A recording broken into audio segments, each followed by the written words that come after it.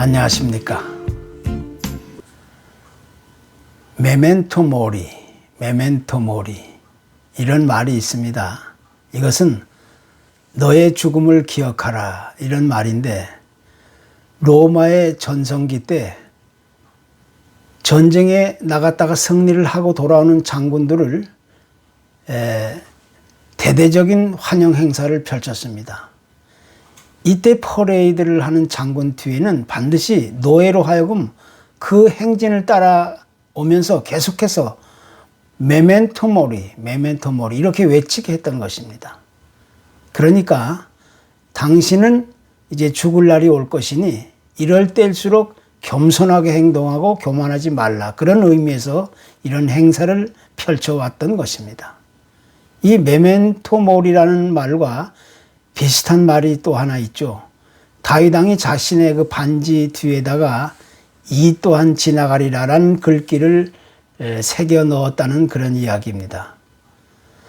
당시 로마 시대의 황제 주변에는 두 개의 자문 그룹이 있었습니다. 그때 한 그룹은 황제에게 현재를 마음껏 즐기라 이렇게 조언하는 그룹이 있었고, 또 다른 한 그룹은 죽음을 상기하라 이렇게 말하는 그룹이 있었습니다. 그러니까 많은 사람들은 죽음이라는 사실을 흔히 부정적으로만 여깁니다만은, 이것을 좀 더 긍정적으로 적극적인 면에서 바라보게 되면 좀 더 아름다운 삶을 살아갈 수 있다는 그런 교훈을 던져주고 있는 것입니다. 사람은 누구나 높이 올라갈 때가 있으면 또 반드시 내려올 때가 있기 마련입니다. 모든 일들이 아주 순조롭게 하는 일마다 잘 되고 또 잘 해결될 때가 있는가 하면, 그 반면에 하는 일마다 일이 꼬이고 엉망이 되고 낭패를 보게 되는 그런 때도 있기 마련입니다. 또 몸이 건강해서 항상 자랑할 때가 있지만 갑자기 병이 들어 쇠약해지고 늙고 시들어 그렇게 힘없는 때가 있기 마련입니다. 그래서 지혜 있는 사람일수록 오늘의 성공에 기뻐하거나 거기에 만족하지 않고 내일을 생각하며 겸손하게 살아가는 법을 배우게 된다는 것입니다. 애플의 신화 스티브 잡스가 스탠포드 대학에 초청되어 연설할 기회가 있었습니다. 그때 그는 췌장암 때문에 아주 힘든 시기를 보내고 있었을 때인데, 그는 학생들에게 이렇게 말합니다. 죽음은 삶이 만든 단하의 최고의 발명품이다. 그리고 인생을 살아갈 때 다른 누군가의 삶을 사는 것처럼 그렇게 허비하지 말고 제한된 시간을 기억하면서 자기 인생을 돌아보며 살아야 된다. 이렇게 얘기합니다. 그리고 메멘토 모리라는 문구를 외치면서 만약 당신이 하루하루의 삶을 마지막 날처럼 살아간다면 언젠가 당신은 가장 옳은 삶을 살아왔다는 사실을 깨닫게 될 것이다. 이렇게 말하면서 참석한 청중들에게 아주 큰 감명을 안겨주었던 것입니다. 우리가 잘 아는 생각하는 사람의 그 로댕의 작품이 있습니다. 이 작품을 보면 대부분의 많은 사람들은 참으로 아름답다는 그런 칭찬을 이야기합니다. 그런데 사실 이 작품은 죄를 지은 우리 인간이 지옥의 문으로 들어가는 장면을 보면서 고민하는 그런 모습을 그린 작품입니다. 즉 우리 인간은 누구나 이 죽음이라는 현실을 피할 수 없지만 지혜로운 사람일수록 그날을 기억하며 준비하는 삶을 살아간다는 그런 교훈을 안겨주고 있는 것입니다. 그래서 성경은 전도서 7장 2절에 초상집에 가는 것이 잔치집에 가는 것보다 더 낫다 이렇게 선언하고 있습니다. 왜냐하면 잔치집에 가면 누구나 기분 좋고 웃고 즐기고 기뻐합니다마는 초상집에 가면 메멘토 모리를 떠올리면서 자신에게 주어진 삶의 시간과 의미를 다시 생각하고 나도 언젠가는 죽겠구나 이런 생각을 하게 된다는 것입니다. 그래서 거기서 삶의 지혜를 배우고 또 영원한 삶을 준비할 수 있게 된다는 것입니다. 지금 전 세계 곳곳에 많은 사람들은 코비드-19 팬데믹으로 인해서 이 죽음의 문제를 생각하며 여러 가지 염려와 걱정과 근심을 하게 되었습니다.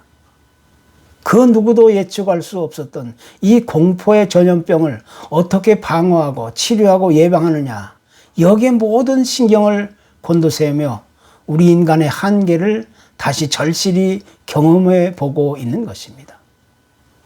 이러한 혼란의 상황은 이미 예전에도 있었지만은 이런 일이 발생할 때마다 여전히 죽음의 문제는 우리 인간에게 있어서 피하고 싶고 멀리하고 싶고 미루고 싶은 또 하나의 그런 고민거리가 아닐 수가 없는 것입니다. 그러나 실제적으로 이 죽음의 문제는 사실 삶의 문제로부터 시작되는 것입니다. 구약의 전도서에 우리가 잘 아는 대로 우리 인생의 허무함을 여러 번 반복해서 외치고 있습니다. 하지만 그 전도서의 허무한 인생의 그 모습은 진짜 인생의 허무한 것을 가르치려고 하는 것이 아니라 우리 인간의 삶의 의미를 다시 되돌아보라는 그런 강력한 메시지를 던져주고 있는 것입니다. 다시 말해서 우리가 죽음을 기억하고 다시 생각해 본다는 것은 오늘 나에게 주어진 나의 삶의 자리를 다시 돌아보면서 더 아름답고 가치 있는 삶을 찾아야 한다는 사실을 우리에게 요구하고 있는 것입니다. 한국의 천상병이라는 분은 귀천이라는 제목의 시에서 이렇게 말합니다. 나 하늘나라로 돌아가리라. 아름다운 이 세상 소풍 끝내는 날 가서 아름다웠다고 말하리라. 이렇게 노래합니다. 어느 누군들 자신이 맞닥뜨려야 할 죽음이 슬프지 않을 사람이 어디 있겠습니까? 단 1분 1초라도 조금만 더 살고 싶어 하는 것이 우리 인간의 본능입니다.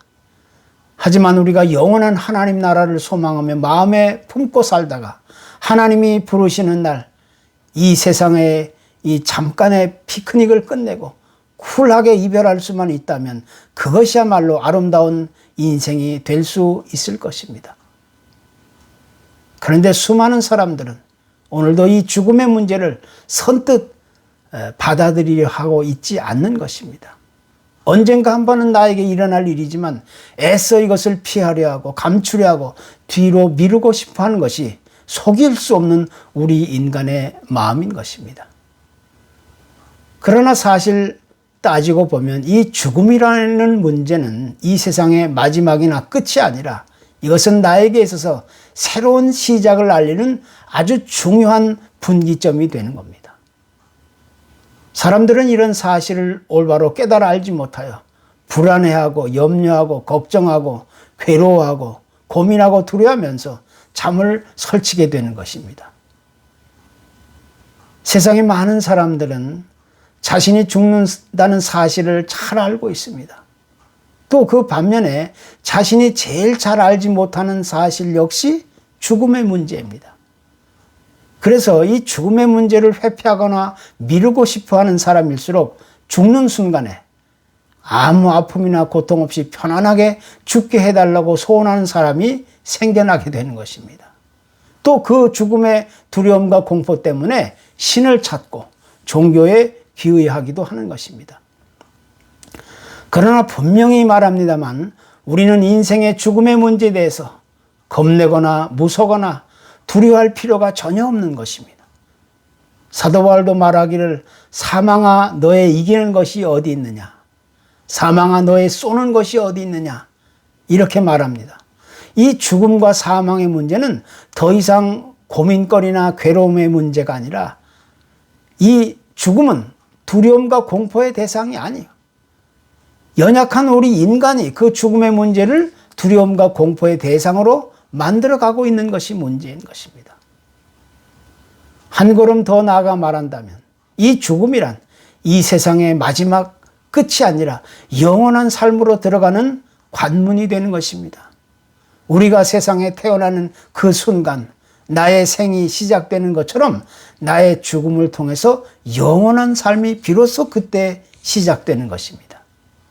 그러니까 죽음이란 오히려 우리에게 새롭고 영원한 삶의 시작을 알리는 아주 중요한 기쁜 소식이 될 수 있는 겁니다.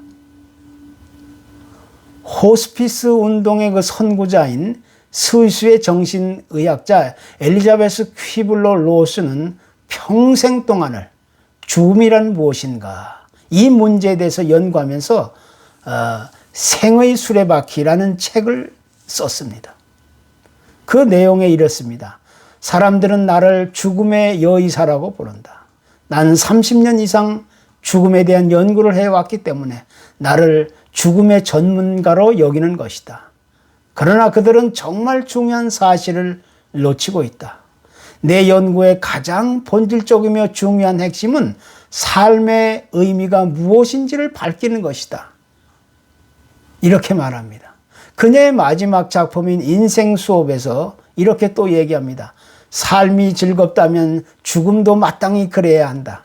그것은 같은 주인의 손에서 나오기 때문이다.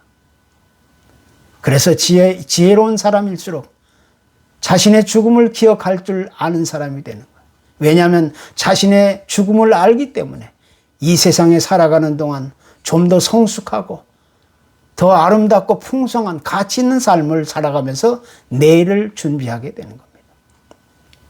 우리 기독교 문화가 정착된 이 서양인들에게서는 보통 이 죽음의 문제는 언제나 친근함의 문제입니다. 그래서 그 묘지는 예배당 근처 혹은 집 근처에 있습니다. 죽음을 두려움과 공포의 대상으로 여기는 것이 아니라 아주 친근한 친구처럼 대하는 것입니다. 어쩌다 한 번씩 묘지를 예약하라는 편지를 받는 일이 있는데 뭐 이런 편지가 오나 이렇게 생각해 보지만 사실 따지고 보면 그게 올바른 순리인 것입니다.